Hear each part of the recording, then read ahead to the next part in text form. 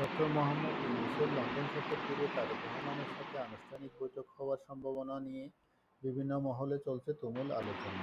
রয়েছে কৌতূহল, বিশেষ করে ডিসেম্বরের মধ্যে নির্বাচন হতে হবে তারেক রহমানের এমন দাবি এবং জাপানের টোকিওতে ডক্টর মোহাম্মদ ইউনূসের বাংলাদেশে মাত্র একটি দল নির্বাচন চায় এমন মন্তব্যের কারণে যে উত্তাপ চলছিল তা নিরসনে সবার দৃষ্টি এখন প্রধান উপদেষ্টার লন্ডন সফর ঘিরে।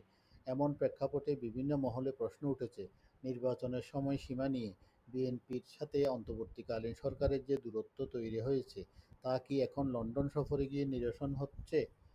দৈনিক কালের কণ্ঠের এক প্রতিবেদন বিশ্লেষণে বিবিসি বাংলা জানায়, প্রধান উপদেষ্টা এবং তারেক রহমানের সাথে লন্ডনে যে দুটি বৈঠকের আলোচনা চলছে, তবে ঢাকা বা লন্ডনে কোনো কূটনৈতিক বা দলীয় সূত্র এই বৈঠক চূড়ান্ত হওয়ার কোনো তথ্য এখনো দিতে পারেনি।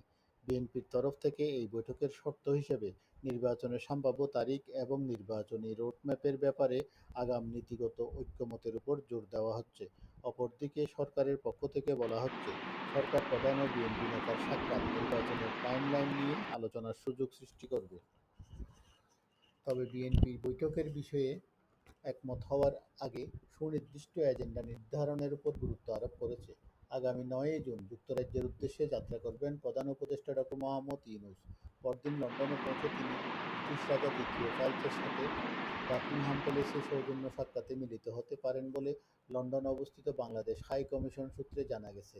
তবে নাম প্রকাশে অনিচ্ছুক এক সরকারি কর্মকর্তা বলেন, ডক্টর মোহাম্মদ ইউনূস বিএনপি প্রধান তারেক রহমানের সাথে সাক্ষাতের সময় নির্ধারণ চেয়ে কয়েকবার যোগাযোগ করলেও তারেক রহমানের পক্ষ থেকে কোনো সাড়া শব্দ পাওয়া যায়নি। নায়েরা হোসেন, বাংলা নিউজ আপডেট 24।